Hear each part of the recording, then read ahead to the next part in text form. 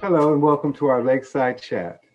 We are David Wofford and Katie Noonan, co-chairs of the Rotary Nature Center Friends. And we're so happy that you can join us tonight. As we begin our program, it is important for us to acknowledge that we are on stolen land, that Lake Merritt is part of Ohlone territory. We hear now from Corinna Gould, spokesperson for the Confederated Villages of Lashon and co-founder of Segura Te Land Trust. Good afternoon, relatives. My name is Corinna Gould. I am the spokesperson for the Confederated Villages of Lashon. We are here today at what most folks think of as Lake Merritt. We are in the territory of Chen.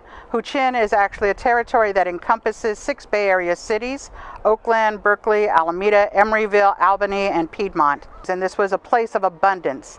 I'm so happy that people from all walks of life that now come into our territory can enjoy this beautiful place that my ancestors have enjoyed since the beginning of time. My relationship to the land that I have been born to, raising my children and grandchildren here, has been to tell the story, the truth of what happened on this land before other people came here. I'm hoping that as we begin to learn these lessons of fires in California, the pandemic that's happening, that human beings come back to living in reciprocity with the earth. Rotary Nature Center Friends is an independent 501c3 nonprofit since 2021, providing online and in-person programming for all the people of Oakland. Our focus of activity is both community science and environmental justice. We are especially interested in water testing, plankton monitoring, and biodiversity monitoring, and we build community and understanding of the natural world that we all live in through reaching out to the entire community, serving the local youth, and enjoying so many wonderful partnerships. So we're very blessed with that. Our board of directors includes many people with careers in education, in museum interpretation, in science, and in education. Did I say that already? They're wonderful people ready to contribute their knowledge and expertise to our programming. Again, for those who are joining us, we heartily thank our Giving Tuesday donors.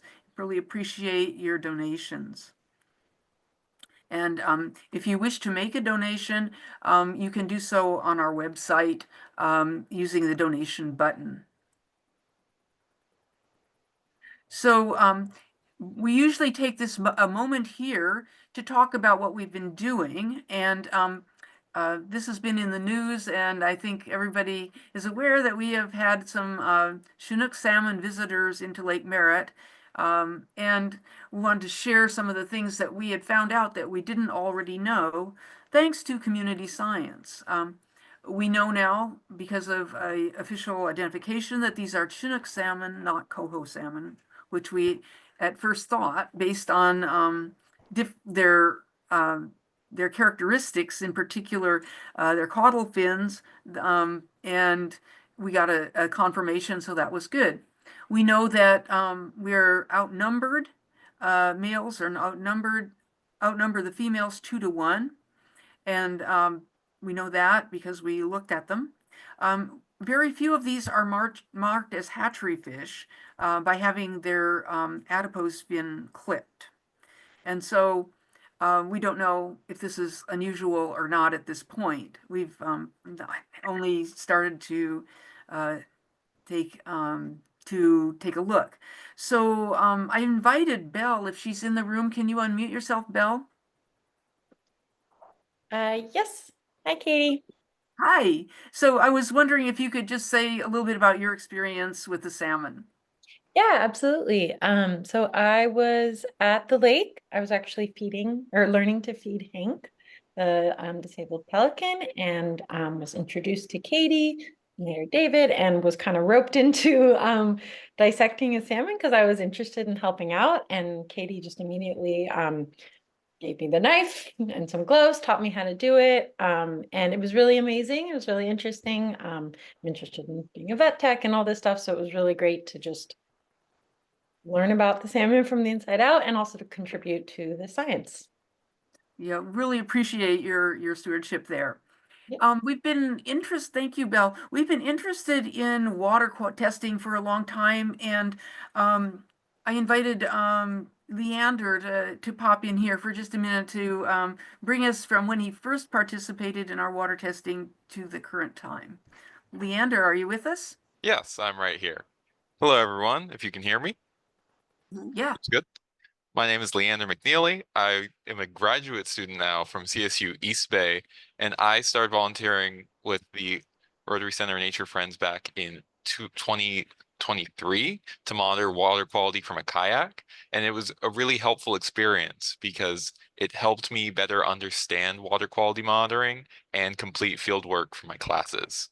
So back in 2023, I thought that dissolved oxygen would be a sure sign that we were going to have catastrophic fish kills in the future, but we didn't actually. So I'm very interested to hear what Ben has to say about the water quality in Lake Merritt. Thank you. Thank you. Okay, so we're going to stop our screen share right now and introduce Ben. Okay, so we're delighted to have Ben Chen with us today. Ben is a certified lake manager and has decades of experience in aquatic biology and has a passion for the outdoors. And I learned fishing, including salmon. He's worked in fish culture industry in Australia and Alaska, and has developed his skills that he's now using in maintaining water quality and keeping fish happy at Lake Merritt. And he moved to California and began his career in lake management in Southern California before moving to the Bay Area, where he currently practices and resides. Ben helps to keep Lake Merritt healthy as the senior biologist for Lake Tech, and he's responsible for maintaining the equipment and also interpreting the water quality data. So welcome, Ben. How are you tonight? Good. Thank you so much for the warm welcome. It is really an honor to be here, and I feel really privileged to be invited to speak. So it's my honor to be here. So thank you very much for the invitation. Well, again, good evening, everybody. Thanks for coming to my talk. My name is Benjamin Chen. I am a certified lake manager and a senior biologist for Lake Tech. And today I'm going to talk about some of the work that we've been doing at Lake Merritt, including the OST. It's been a little over a year since we've had this equipment installed, and we've got some preliminary findings that I'm happy to share with you today. So a brief introduction for those who don't know what we're doing. The oxygen saturation technology, also known as OST, is the next generation aeration system. And its patented design adds onshore generated oxygen to the water being circulated at the bottom of the water body. This design eliminates bubbles, which eliminates turbulence, sediment resuspension, and undesirable mixing, and creates an oxygen blanket over the sediment. And you can see in the diagram below, essentially that is what we have. We have our trailer on shore, which is fed to via an umbilical cord to a chamber, the black chamber. And essentially what happens is oxygen is mixed into the water and then pumped through the discharge lines. So The reason why we're here today, a lot of people are wondering, is this system working? How is it going? And we're going to talk about a few things. How do we measure progress and how do we validate whether or not this system is working?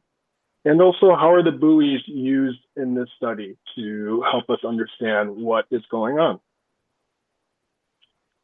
So the study is designed that we have a control and our experimental stations. So the OST system is installed in the Glen Echo, or the north arm of the lake.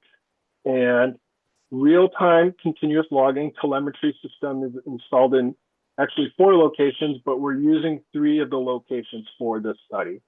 So station 4 is what we call the site that is closest to the OST, or in this case, we'll call it the close station. Station 2 is the site at the north arm, but a little further away from the OST, and we'll call that the far station. And then Station 3 is a site in the opposite arm in the Trestle Glen area, and we'll term that the control station. So these 3 stations were monitored during periods in the summer when the OST was non-operational and also when it was operating. So with these 2, we'll have a background and a treatment.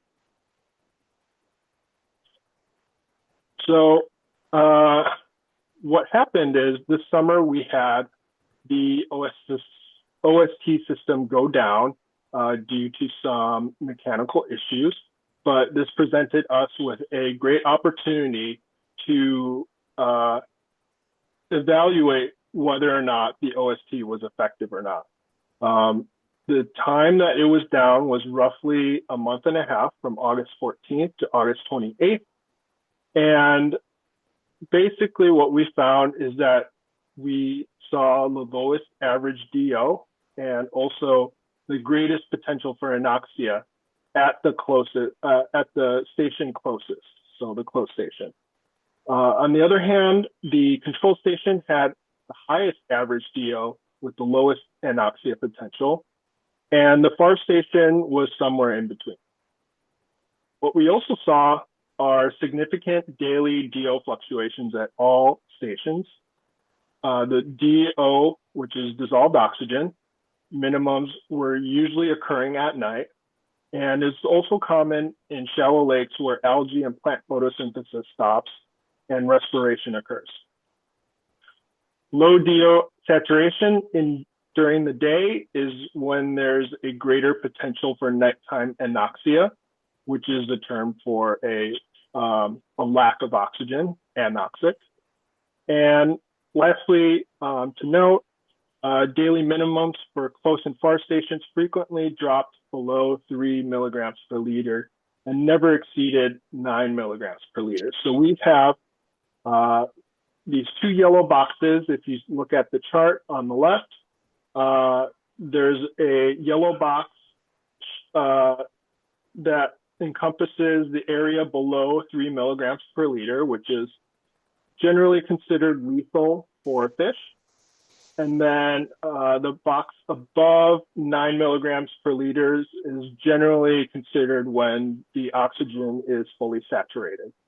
So looking at this graph, when the OST is off, from the late end of August, we see that some of the stations, especially the close station, had a period of time when it was under 3 milligrams per liter.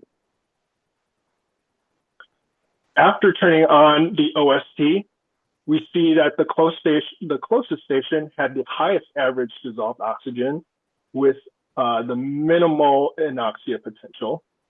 The control site and the far site are now more similar to each other with slightly greater anoxia potential under control. We still see significant daily dissolved oxygen fluctuations at all of the sites, but DO is much higher in the day and not as low at night. And also to note, the close and the far site are always above 3 milligrams per liter, and the close site frequently exceeds 9 milligrams per liter. So it is super saturated.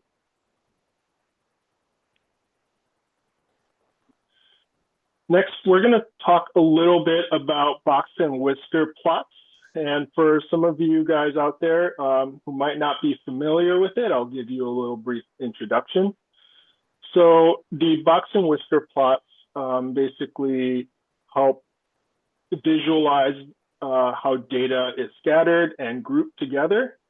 If you see the maximum value, basically shows you what each value is. It'll show you the minimum value, and then the box it will actually show you what is between the 25th percentile and the 75th percentile. So it encompasses about 50%.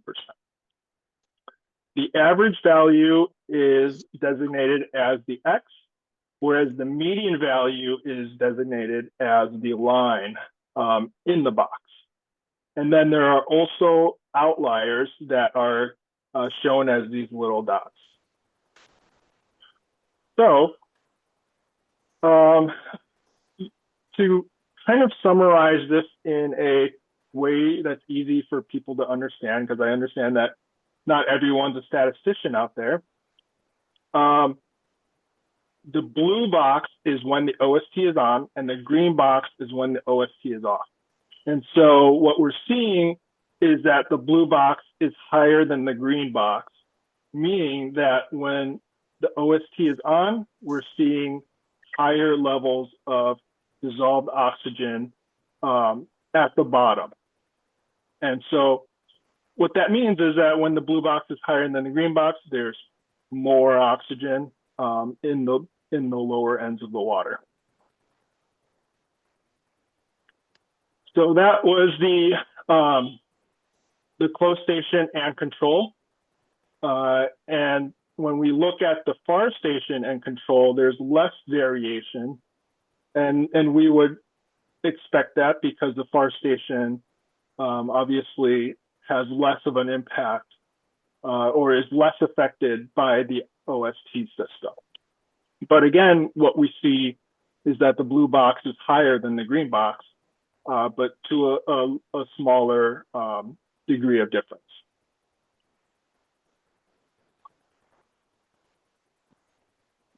This chart, I think, is an easier visualization of what we're trying to explain to people. So we have categorized all of our water quality data from our buoy stations, and we've categorized them into 3 categories. So below 3 milligrams per liter is what we term as dangerous or lethal levels of oxygen.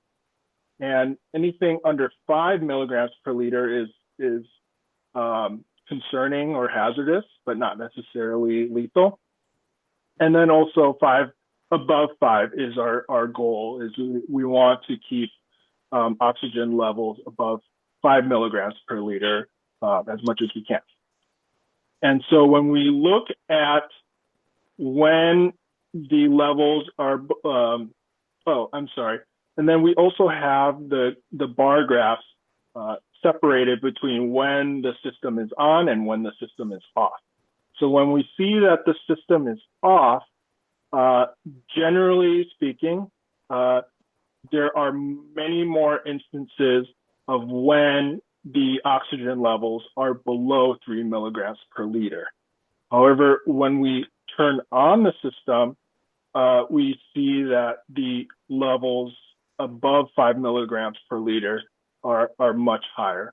And so looking at the percentages, when it's off, 23% of the time it is under 3 milligrams per liter, and of that, it is part of 50% of the time when it's under 5 milligrams per liter. So one of the things that might be a little confusing is that you see that these numbers don't add up to 100%. And the way that is explained is that the 3 milligrams per liter is also part of the under 5 milligrams per liter. So 50% of the time it is under 5 milligrams per liter. And of that 50%, 23% is under 3 milligrams per liter. And when you see that it's on, 0% of the time it's under 3 milligrams per liter. And then 89% of the time it is over 5 milligrams per liter.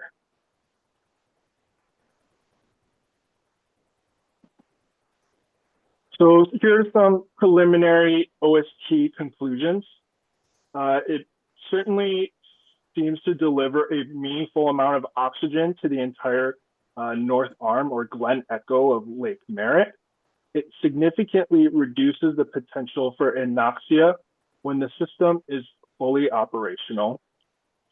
The maximum DO level was consistently and significantly higher with the OST. This meeting is being recorded. Increasing the DO buffer, which can prevent nighttime anoxia.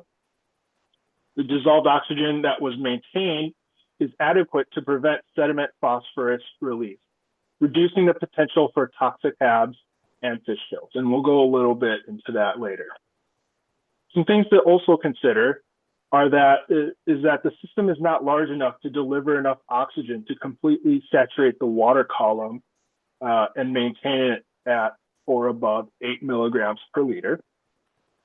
And the system always kept the DO above 3 milligrams per liter, but occasionally was allowed to drop below 5 milligrams per liter. So beyond the oxygen enhancement, the OST is providing some additional benefits that might not necessarily be considered. One of the unique advantages of the oxygen saturation technology is that it pre-concentrates oxygen into a small amount of water, which can act like a liquid delivery system. So this liquid delivery system quickly transfers oxygen into the oxygen poor bottom water, minimizing the production of gas bubbles. And this results in two major advantages over traditional line diffuser oxygenation system. One, a higher oxygen transfer rate because the transfer occurs between a liquid to a liquid rather than from a rising bubble. And two, reduced mixing in the bottom water because minimal bubbles are produced with the OST, which prevents upwelling and mixing. So some benefits of reduced mixing. Reduced mixing ultimately leads to cooler water near the sediment water interface. The benefits can include colder water has a higher oxygen storage capacity. Colder sediment has a lower oxygen demand. And cold sediment releases less phosphorus. And cold water provides a better fit. So basically, the benefits of reduced mixing, it means that you have colder water is allowed to sit at the bottom, and colder water is beneficial for many reasons. It has a higher oxygen storage capacity. Colder sediment has a lower oxygen demand or consumption rate. Colder sediment releases less phosphorus. And lastly, cold water provides a better fish habitat and healthier food web. So to kind of go into this, when you have a temperature decrease, you can hold more water. So a 10 degrees Celsius decrease in temperature means about 20% greater oxygen storage capacity. And so what that means is that in colder water, it maximizes oxygen transfer. The water can be loaded with more oxygen when the oxygen depletion rate is low. And this can be a critical buffer to prevent algae blooms from causing fish kills. So for example, if the water is warm, it may only hold 8 milligrams per liter before it's saturated, compared to 12 milligrams per liter in cold water. And therefore, a moderate algae bloom crash may deplete 6 to 7 milligrams per liter, which can cause a fish kill in warm water, but not in cold water. Another benefit is lower oxygen consumption rate in the sediment. And so a 10-degree difference a 10-degree difference can result in 2 to 3 times greater oxygen consumption rate in the sediment. Therefore, you can prevent anoxia in 10 degrees Celsius colder bottom water with less than half of the oxygen it takes to prevent anoxia in warmer bottom water. And so to kind of talk about this, so colder sediment releases less phosphorus. What that means, sediment phosphorus release can primarily occur due to anaerobic iron reduction or degradation of organic matter. It also can cause some iron-bound phosphorus release. So iron reduction occurs after oxygen has been depleted. And if both warm and cold sediment are anoxic, the cold sediment releases phosphorus 2 to 3 times more slowly than warm water, like we described in the last slide. Organic phosphorus release occurs due to bacterial consumption of organic matter, and bacterial activity is also 2 to 3 times slower in cold sediment, and therefore organic phosphorus release is 2 to 3 times slower in cold sediment. Additional benefits include sediment phosphorus release leading to excessive algae growth, and that excessive algae growth leads to the deposition of organic matter in the sediment, which then leads to anoxia nutrient release, and it creates a positive feedback loop, which then creates more algae.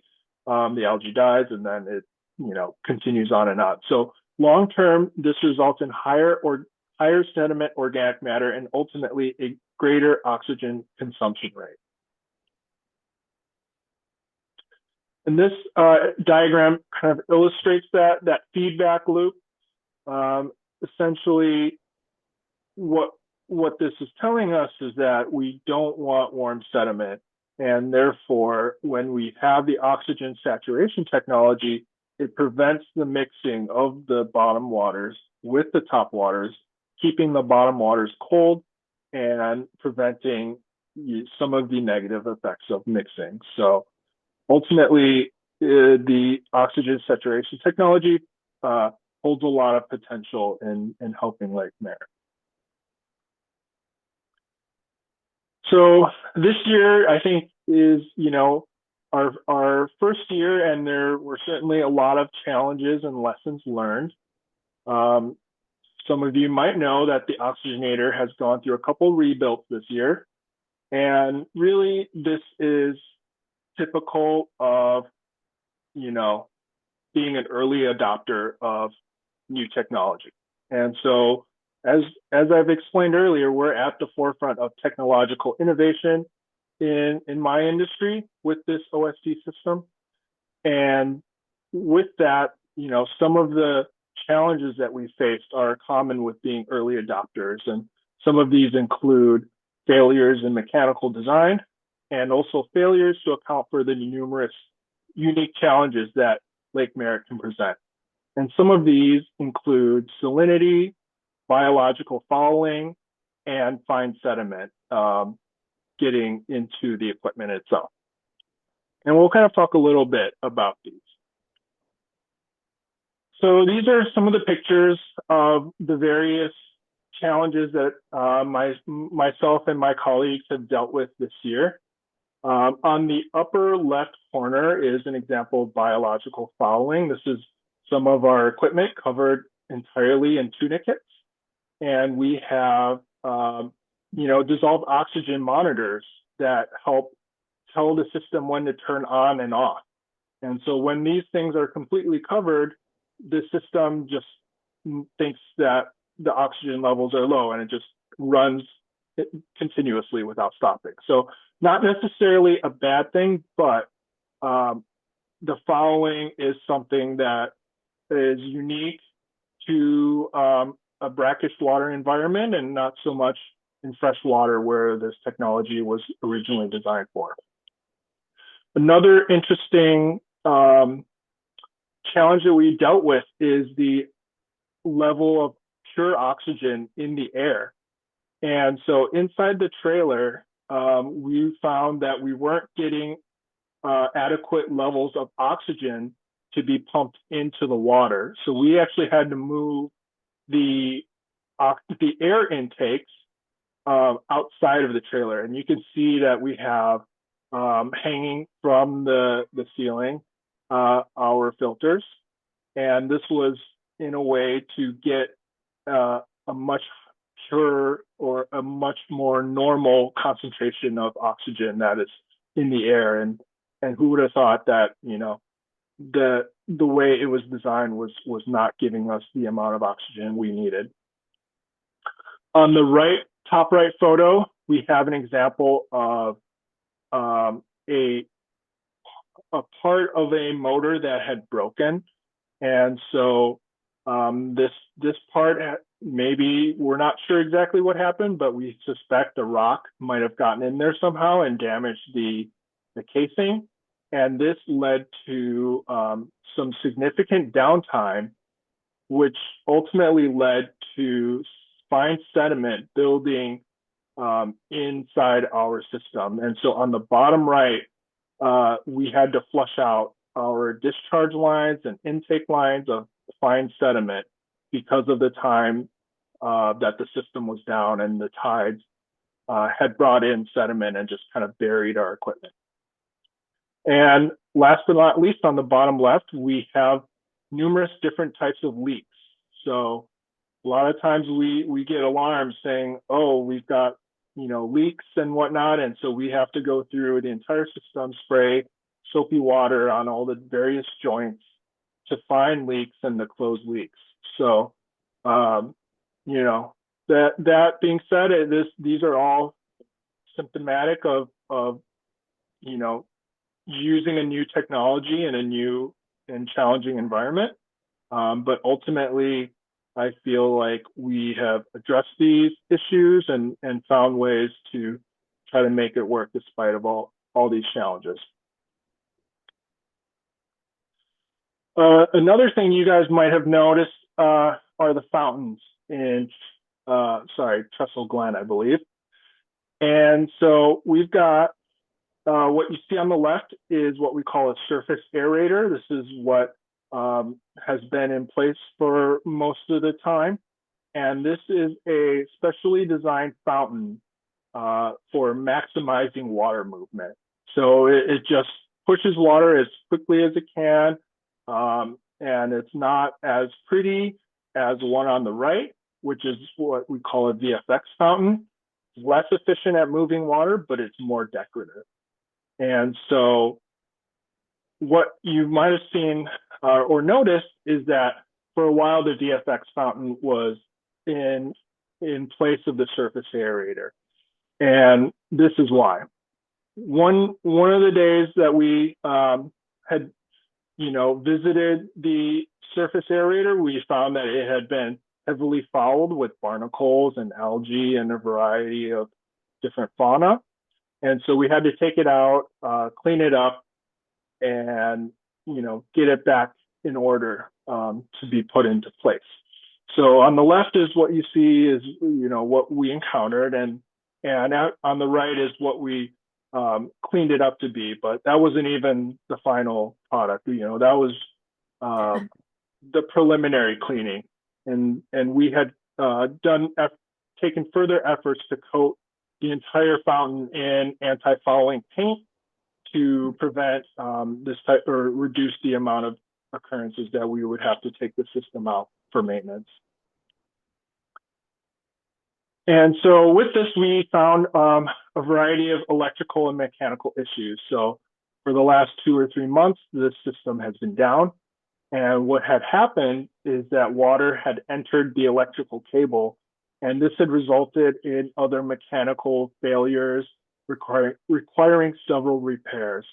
And so I'm pleased to report that since Wednesday, the surface aerator is back up and running. So that about concludes my time, I'm sorry, my presentation. I'm happy to take questions right now. This is wonderful. Let's see. So please raise your hand if you'd like to ask a question. We do have some questions in the chat that would be, so we want to, I dropped a few links in the chat, thanking, so where you can look at some of the data on a day-by-day basis, and also the city's website, which has a lot of useful information. Thank you, City of Oakland, for making that available to people. I put that in here. But so we have a question from Lee, and he asks, how far is the close sensor from the oxygenated water discharge point?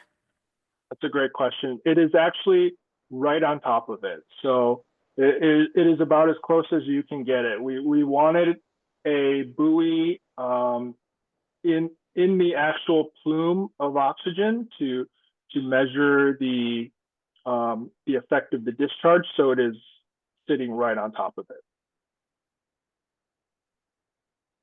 Okay. By the way, Lee, you're perfectly willing, capable. Everybody can unmute themselves at this point. If there's a follow-up you want to put in there. So as a person who's been floating around in a kayak and looking at these buoys, it is impressive to see them in action. We've noticed,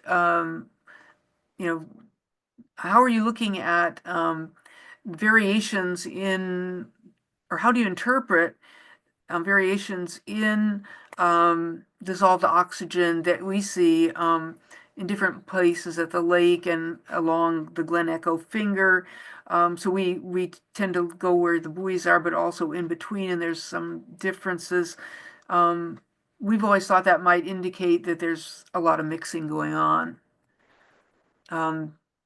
How do you interpret differences in dissolved oxygen and other parameters that we see?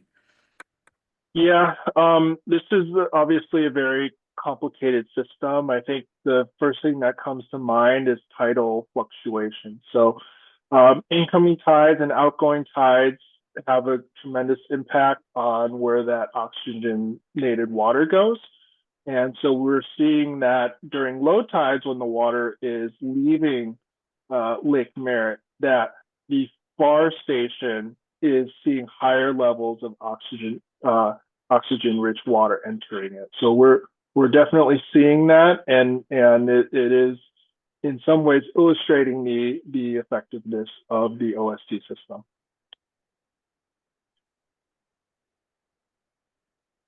Thank you. So we have other great questions coming your way. Let's see. Jack, Magnus, Katie, I can help Go here. for it. Yeah, go for it. So Jack is a fisherman and fishes a lot in Bay Area lakes and wanted to know about the potential for increasing or using aerators. He's noticed a number of fish die-offs in these freshwater lakes, I believe, and he's wondering about the introduction of aerators to that and if they could help. Yeah, so ultimately, this study, and I've kind of talked about it briefly, but if you're talking about aerators, I usually think of the traditional diffused aeration systems, which are the ones where the bubbles come up from the bottom and lift water up to the surface. So this is the next generation of that technology.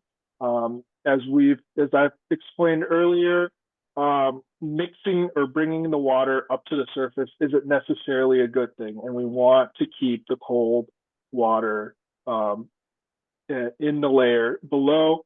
And with this technology, it delivers the oxygen to the bottom, and it doesn't create that mixing that can bring about the harmful impacts that I illustrated earlier.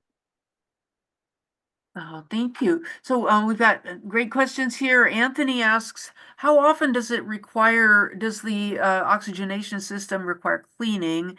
And does it get fouled more often at certain times of the year, summer, winter, etc.? Yeah, that's a great question. It certainly gets fouled more in the summertime. Temperatures are warmer, there's more sunlight, and thus more potential for growth. So, what we found is that maybe two thorough cleanings are needed, 2 or 3 thorough cleanings are needed through the summer. And then, usually maybe just one time. But again, if we can keep it running for longer, I think the need for cleaning is less. It happens so that when we have the system being down, that things are more likely to grow on it. Thank you. So Jerry asks, when you replace the bubblers with water flowing with higher oxygen levels, what is the effect of that water on the sediment water interface? So what yeah. we're doing is we're increasing the oxygen at the sediment water interface. What that means is that the sediment is more oxygenated and less likely to release phosphorus due to anoxic conditions. So when there's a lack of oxygen in the water, it creates a chemical environment that releases phosphorus from iron bound and other forms of bound phosphorus. So thank you. I am wondering, so we've heard to jump in, I guess, hearing a lot about concern about phosphorus levels. Why are you targeting that in this particular lake, as I've not seen data indicating that is a powerful driver of like macroalgae, which is probably what Right. we're talking about mostly. Yeah. That's a good point to bring up. I mean, ultimately, what I consider this OST system to be is primarily an oxygenation system, but it does serve a lot of secondary and tertiary benefits. These including, keeping the layers separated, but also preventing release of nutrients such as phosphorus. So we're especially after phosphorus because it's one of those limiting nutrients for algae growth that can't really be produced organically. So nitrogen, for instance, can be created into organic forms through nitrifying bacteria. And so nitrogen generally is just harder to reduce or eliminate because there's always organic forms of nitrogen appearing, whereas phosphorus a little more limited in a way, and so in our industry it's a little easier to control. But ultimately, I would say that our ultimate goal is to increase the amount of oxygen and prevent anoxic conditions from killing fish. Ooh, we have some great questions. I want to get to other people's questions as well. Let's see. So Shelby asks, are there any plans to add additional OST systems in other parts of Lake Merritt? That is a question that I'm really not at the authority to answer. I saw that Terry was on board. I don't know if she would like to answer that. Go ahead, Terry. Would you like me to answer that? Hi, everybody. Terry Fashing, Division Manager for Watershed and Stormwater Management Division, City of Oakland. We, we applied for some funding from the federal government, and we are working to get a grant agreement executed so that we can have additional funding to do some additional monitoring, but also look at putting in probably more aeration devices or oxygenate oxygenation devices. So we're going to go through a process of um, finishing the effectiveness assessment reporting of this pilot project. So we're considering the project that Ben just described as a pilot project. And once we finish our effectiveness assessment monitoring, and also after we receive some input from the technical advisory committee being started up by the Regional Water Quality Control Board, that technical advisory committee, together with all our lessons we've learned through this project, will help us understand what are the next steps and where we would like to put in more aeration devices and what type of oxygenation or aeration devices we would like to put in the lake using the future funding that we have coming from the federal government. And so we're very happy that we have the funding, very grateful for the Measure Q funding as well. And one thing, Ben talked about the maintenance of this device. I don't know, Ben, if you have a handy picture of the inside of that trailer. It is a very complex system, and it has taken a lot of love and care. It has basically almost been 100% replaced by the manufacturer over the last year.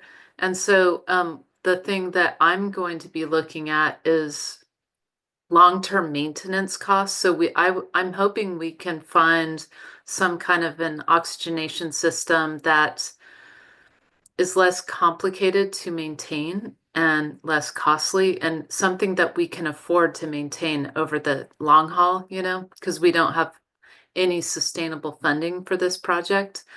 And yeah, so that's a long answer. I'll cut it off there. Thank you. And thank you, Ben. Great presentation. Appreciate it. Thank you. I will say I don't have a photo handy, but it has changed. The inside of that trailer has changed quite significantly since the beginning of the year. We've moved a lot of things around and made more efficient use of the space. It's not so cramped anymore. But again, these things are kind of always in a work in progress, and I think that's just part of being an early adopter. But we kind of iron out those wrinkles as we encounter them. Okay, so as I mentioned earlier in the chat, there's going to be a Lake Merritt Water Quality Stakeholders Meeting, which people are invited to, and I will send this information out with our post-chat email. Our upcoming speaker is going to be in January. We're going to have Amy Walsh from the the United States Fish and Wildlife Service, a migratory bird biologist, talking to us about pelicans, and particularly the American white pelicans we also enjoy. And we do have an upcoming Martin Luther King Day of Service coming up too. So all of these are coming up, and I hope we'll see most of you back again. We want to thank everybody for coming.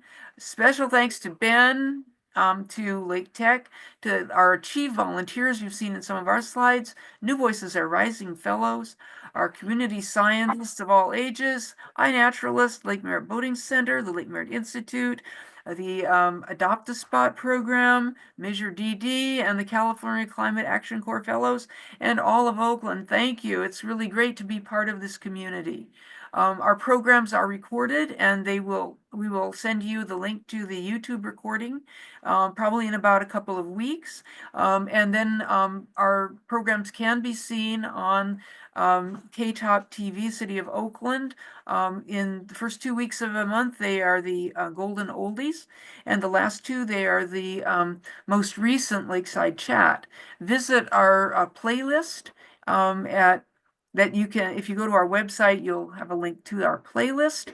And we are now up to almost 50 different Lakeside Chats, all helping us understand our Lake Merritt Wildlife Refuge better. and ourselves as well and our place in it. So we want to thank you for that. We are a nonprofit, and we advocate for the Rotary Nature Center in Lakeside Park as an interpretive education and science center, open and available for all the people of Oakland. And as the steward of the Lake Merritt Wildlife Refuge, we have been working in areas of water quality, biodiversity, and involving local people in increasing our understanding and appreciation and enjoyment of that. So I want to thank you all for being here tonight. So a quick follow-up, which is, what's the time frame for this pilot? When is it supposed to end?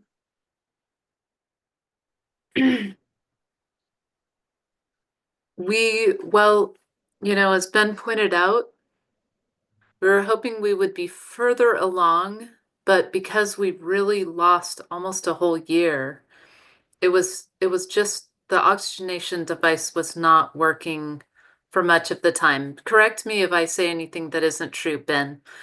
But and so the latest, since the manufacturer made some major changes, it seems to be working well most of the time now. Is that true, Ben? Yeah. Still true. And so our plan was always to monitor the effectiveness for 2 years. And so we have another year to go. We are working on a report right now so that we can at least get a preliminary report out there, monitoring the effectiveness or reporting on the effectiveness of the devices. So we'll have a preliminary report with the data we have, and then we'll do this another year of operation and monitoring, and then at the end of that year we can do another report, right? But in the meantime, we're getting going with this other project where we have this other funding opportunity, and so we might be installing more aeration devices. Well, I think the soonest we would be getting more aeration oxygenation devices installed would probably be, like, I'm looking at probably the spring of 2026 at the soonest, so that we can go through this process and benefit from the work of the TAC that's being put together by the Water Board. Yeah, so the question was, what else is happening with this pilot project? And the main thing is maintaining the devices, continuing to do the water quality monitoring, which also requires maintenance, and then do this preliminary midway through the process report, and then a final report. And that's what we have planned. Oh, my apologies, but it's relevant here to this point. Could you speak to the range of the aerator in terms of impact of oxygen? Yeah, I'm happy to say that. It's really contained to a small area. It's and again, it's kind of hard to delineate that because of the tidal influence. But I would say, just basically the arm, more or less. Again, there's going to be tidal influence that draws that oxygenated water out. But again, I think we're not exactly sure. I think the answer is we're not exactly sure what the exact area of influence is. Right, and I'll just add that, in talking to Eli Kirsch, who's the owner of Lake Tech, it's been very challenging to try to measure this, to measure the effect because of the tides, right? And that's what you were just getting at, Ben, but it has introduced some complexity. We knew that was there, but I think that the tidal reach was maybe more than expected. Yeah, and to kind of into that point a little bit, I think, something like a dye study would help us understand the effect of the tides on the water, and putting a little bit of dye in the water would help us see how that water is moving and where it's going through the course of the day. Right. And if it's determined that that is the direction we should go in to do some dye testing, and we can do that, that could be a monitoring that we would do as part of the next project, which we're calling the Healthy Lake Initiative. And I think people from the community named it that. The city didn't. So thank you, people from the community. Anthony had a question about the effect of global warming and climate change on this process. That as the water temperatures rise, is there a possibility that this system will no longer be effective? And if so, what would be the next step for oxygenation? It's a good question. I mean, it's hard to say exactly what the impact of climate change will be directly on Lake Merritt. I think, in the short time frame, even, let's say before the end of this pilot project, I don't necessarily believe there to be extreme changes in temperature. And even so, I think the way our oxygenation system works, it's still going to produce oxygen, but maybe when the water temperatures are warmer, there will be less oxygen. At the same time, warmer water could also result in more algae growth and more photosynthesis. So that could also mean more oxygen, but it's really hard to make a prediction as to what the effects of climate change are exactly on Lake Merritt.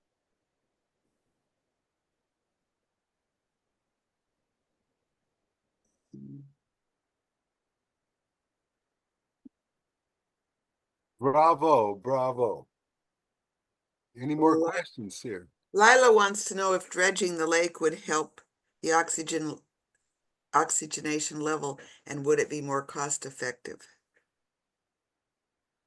That is a question. I'm gonna chime in on that one. That is a question that we are going to look at, that the water board understands we need to look at as part of the technical advisory committee that the water board is putting together as part of this regulatory effort they have in place called a TMDL alternative. That's total maximum daily load alternative. That's like the planning process they're going through to, would say, ramp up the regulations imposed on the city of Oakland concerning controlling dissolved oxygen levels in the lake. And so, so dredging, we, together with the water board, the city of Oakland and the water board want to better understand how much dredging would help or not. And when you all were talking about phosphorus, that is going to be something we would like to monitor with that funding that we have coming from the federal government. We would like to look at the phosphorus in the sediments, so we can understand, as Katie was pointing out, is the, and help me out here, Ben, is the consumption of the oxygen driven by phosphorus more or by nitrogen? And I think that if it's driven more by nitrogen, dredging wouldn't be as effective at helping with the problem. And if it is driven more by phosphorus, then dredging would help more. But please don't quote me on any of this. I will just say that it is an open question. It isn't something that the water board is convinced is the solution, and dredging is extremely expensive.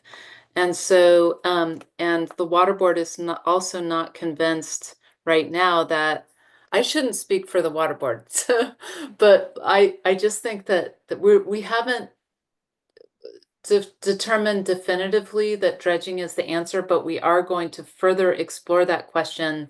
So sorry if I'm rambling on too long. Thank you.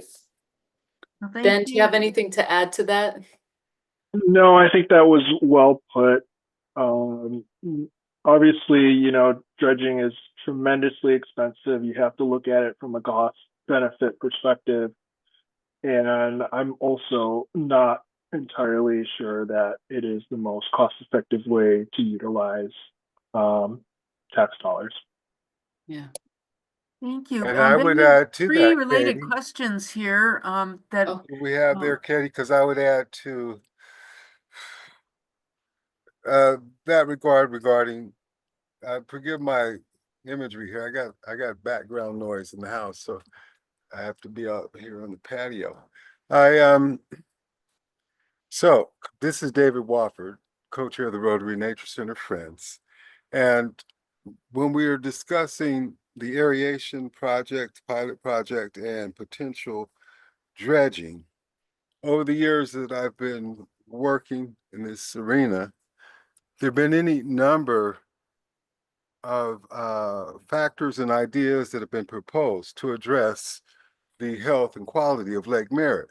And this, well, a piecemeal approach, it seems to me, would be served better, particularly when we talk about the amounts of money being spent, encompassed within inside of a broader or a more comprehensive look at Lake Merritt to determine which would be the best of the piecemeal activities to pursue at any given time with any amount of money.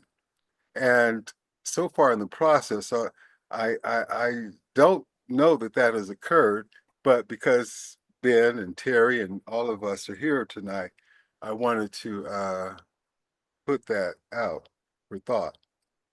yeah, man, I think that the effort, the total maximum daily load alternative, regulatory effort has brought funding to the water board to be able to convene this technical advisory committee. And I think that's going to be super helpful, right? Well, that's kind of to my point that Right. the water board, just as the watershed department of the city of Oakland and a private consultant like Lake Tech could respond to particular funding, well, traditionally has responded to particular funding as they have come and gone, as opposed to, again, taking a more qualified look at Lake Merritt and its ecosystem and water quality and the various options, and then operating from that standpoint. And frankly, again, I want to put out, and I'll stop there if hopefully I'm clear. I'm not sure that it would be in the capacity of any one of those individual groups to achieve that, but I do believe that it is achievable. Thank you, Gotcha. David. Would you like to say more, Terry, please? No, You I have the just floor. realized I didn't have my camera angled correctly. My Oh. apologies. You look great. You look great. So there are questions. Jerry Lips raises a question, which I've actually had for a long time is, what is our understanding of estuaries, of which Lake Merritt is an example, and their tendency to have periods of low oxygen in general.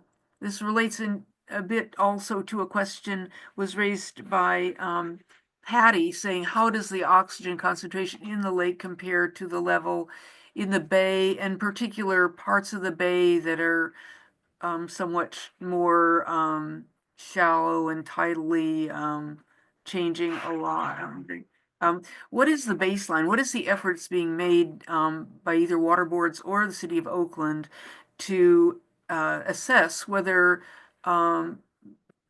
whether there is a water quality crisis, or whether this is a first step in really truly understanding our lake and how it operates?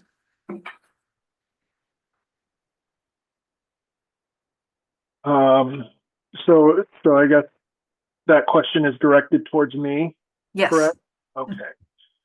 Um, I think that, ultimately what the question gets at is that Lake Merritt, these natural occurrences of low oxygen events happen naturally. But I would argue that Lake Merritt is not natural in it really many senses of the what we consider Lake Merritt to be. It's dammed, it's controlled by tide gates. The flow isn't natural in terms of the tides. We control the amount of water coming in and out. We have control over the tide gates. We have stormwater bringing in urban runoff into the lake. So there's a lot of unnatural and anthropogenic sources that create some of the conditions or are responsible for creating the conditions that we see happening at Lake Merritt. So, and then I guess to also further that point is like, fish kills do happen naturally, but as as a city, do we want to see fish kills happen? Are we able to take that and accept that as, well, that's just a natural cycle, or are people not willing to deal with that? So I think that's the question we should ask ourselves. So I would like to follow up on that, Ben, because when we're talking about algae, we could be talking about many things. And the cause of the fish kill of August 2022 was an explosion of a particular microorganism that has not been able to escape its ecological controls since that time. And so the backdrop of large macroalgae coming and going over the year as it has done for decades is really important to understand, but equally important to understand the the biology and the ecology of that particular organism. Why do you think that we have not seen anything like a fish kill recurring? Everybody thought it might happen. That's a great question, and I don't think I have the answer today. What I can say is that we got lucky this year. We had another red tide bloom that just came and went. Luckily, it didn't result in any oxygen depletion events, but we can't, as Lakeside, we can't take credit for some of this. Like, we can't take full credit for not having fish kills. But I think, part of that is just the environment, and ultimately, a lot of this dictates which algae will take off and which will not. And some of that, I think, is just up to the environment.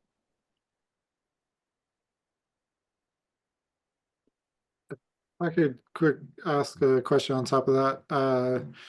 So the fish kill happened because of the algae bloom that started in the bay. So it wasn't a local event. Do you think the aerators would sort of have created more of a zone of refuge for the fish? I mean, all the fish actually ended up in Glen Echo. It was kind of like their last destination before they died.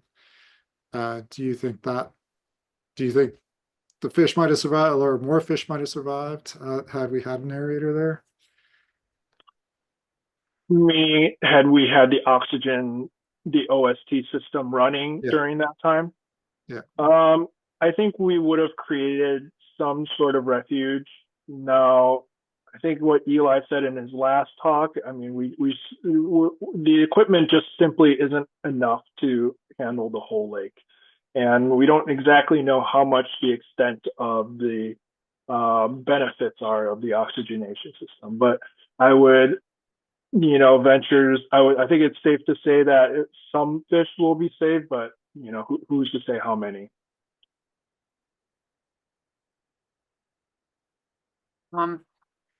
Thank you. I know that's really something that all of us who were there have in our heart of hearts, is hoping that we could somehow intervene as humans in averting that happening.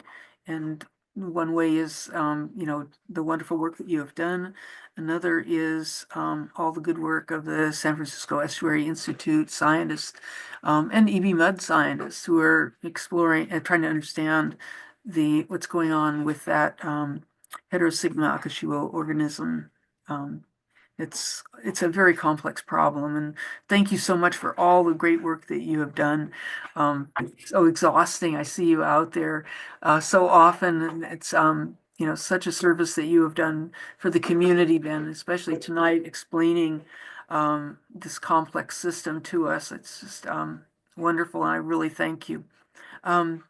Oh, you mentioned the tidal gates, so, and one question I had is if you could, so do we have a handle on the tidal flow? And if you could ask the Alameda County Flood Control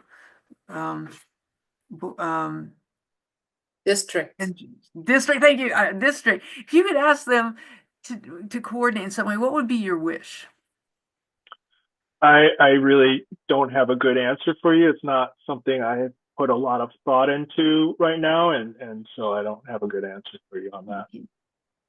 So we tend to notice a marked effect when the tide gates are closed for a fairly long time, sometimes, but not always. And so it's just a very complex system. Thank you.